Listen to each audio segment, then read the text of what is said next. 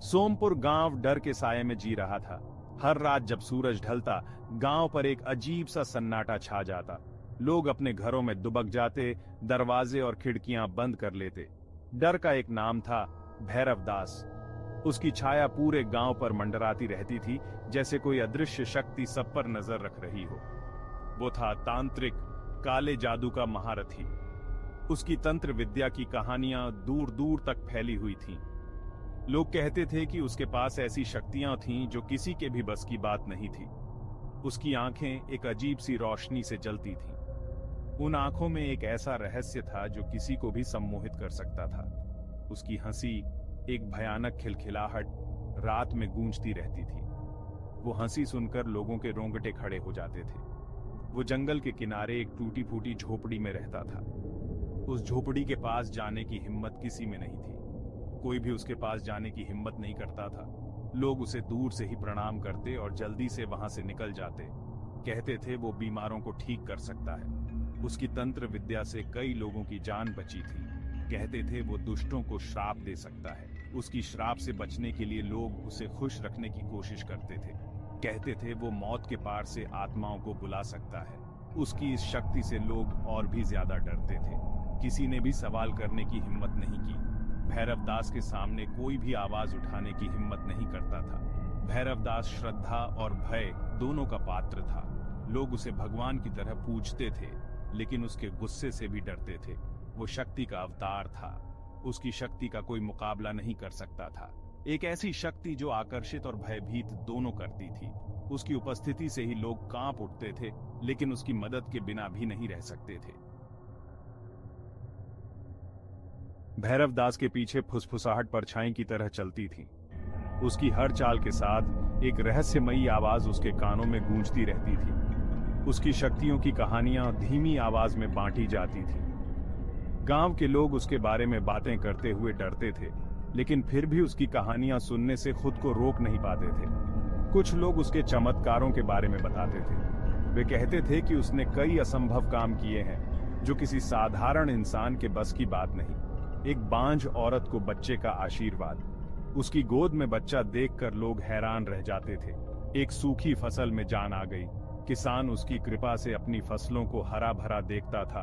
दूसरे लोग उसके श्रापों के बारे में फुसफुसाते थे। वे कहते थे कि उसकी नाराजगी से बचना नामुमकिन है। एक स्वस्थ आदमी बीमारी से ग्रस्त हो गया, उसकी हालत देखकर लोग सहम जाते थे। एक समृद्ध परिवार बर्बाद हो गया, उनकी संपत्ति और खुशियां एक झटके में गायब हो गईं। गांव वाले हमेशा बेचैनी की हालत में जीते थे।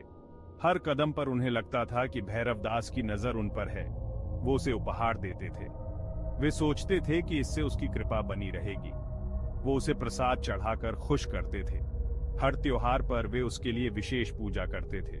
सब उसे दूर रखने के लिए वे उसकी छाया से भी बचने की कोशिश करते थे। अपनी नजरों को उन पर पड़ने से बचाने के लिए वे उसकी आंखों में देखने से डरते थे। अपने जीवन को उसके प्रभाव से मुक्त रखने के लिए वे हर दिन उसकी कृपा और श्राप से बचने के लिए प्रार्थना करते थे। लेकिन डर एक लगातार पीछा करती हुई परछाई की तरह हमेशा बना रहता था। भैरव दास की छाया से बचना आसान नहीं था और गांव वाले इस सच्चाई को अच्छी तरह जानते थे। अर्जुन अपने पिता से बहुत प्यार करता था, लेकिन उसके पिता मर रहे थे।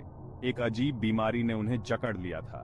गांव का वैद्य लाचार था, उसके नुस्खे बेकार थे। दिन ब दिन अर्जुन अपने पिता को कमजोर होते देखता रहा। निराशा उसके दिल को कुरेद रही थी। एक रात जब उसके पिता होश में आ रहे थे और बेहोश हो रहे थे, अर्जुन ने एक फैसला किया। वो भैरव दास के पास जाएगा।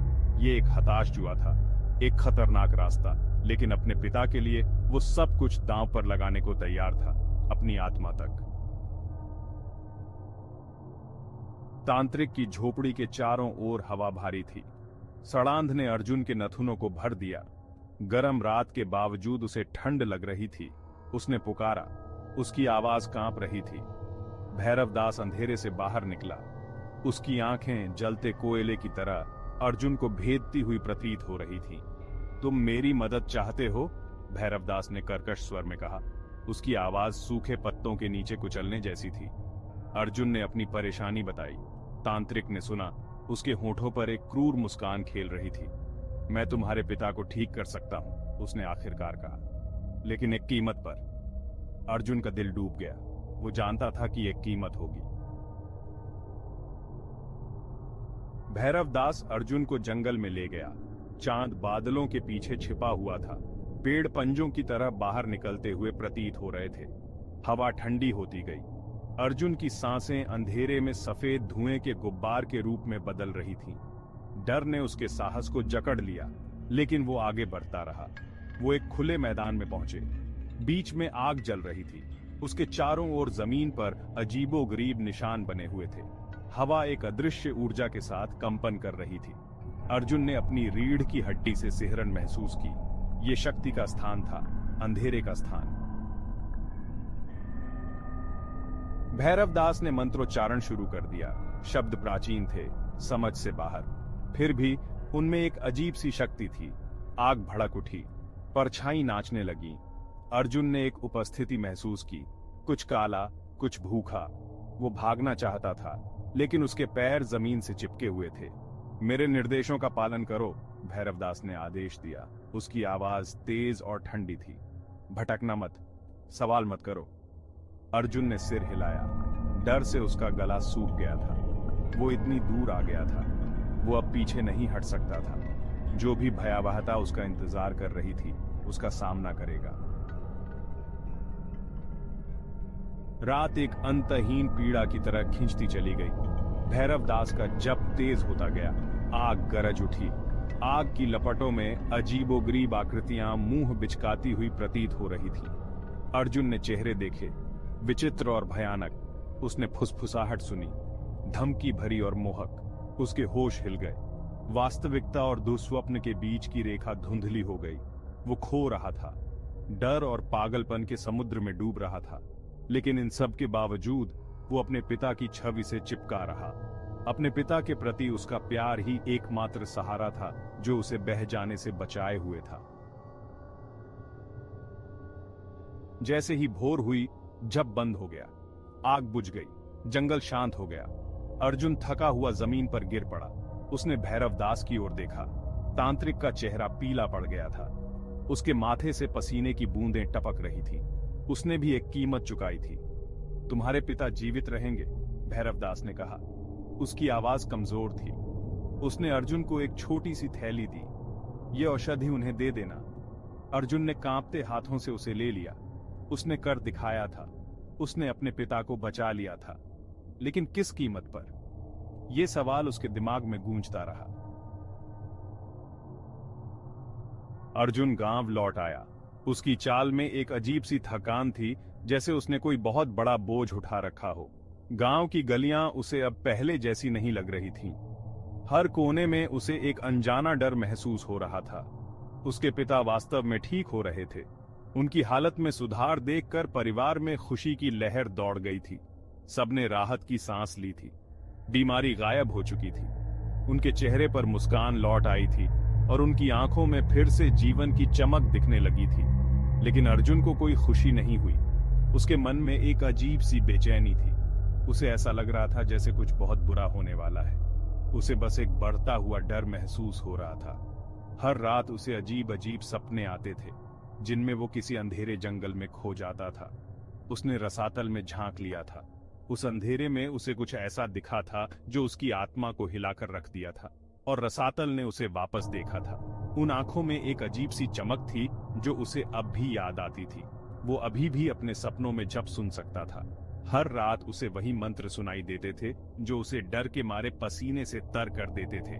वो अभी भी आग में चेहरे देख सकता था। उन चेहरों में उसे एक अजीब सी पीड़ा और क्रोध दिखाई देता था, और वो ठंडक भरी निश्चितता के साथ जानता था कि वो हमेशा के लिए भैरव दास से बंध गया है। उसकी आत्मा अब उस तांत्रिक के जाल में फंस चुकी थी। तांत्रिक के खेल में एक मोहरा। वो अब उसकी हर चाल का हिस्सा बन चुका था, जैसे एक कठपुतली। जादू के उसके जाल में एक कैदी। वो जितना भी कोशिश करता, उससे बाहर नहीं निकल पाता। उसने अपने पिता की जान बचाई थी। उसके इस बलिदान ने उसके पिता को नया जीवन दिया था, लेकिन उसने अपना बलिदान दे दिया था। उसने अपनी आत्मा को उस तांत्रिक के हाथों सौंप दिया था, और यही असली खौफ था। वो खौफ जो उसकी हर सांस में बसा हुआ था। वो खौफ जो उसे हमेशा सताता रहेगा, उसकी हर रात हर दिन अब उसी डर के साए में बीतने वाली थी।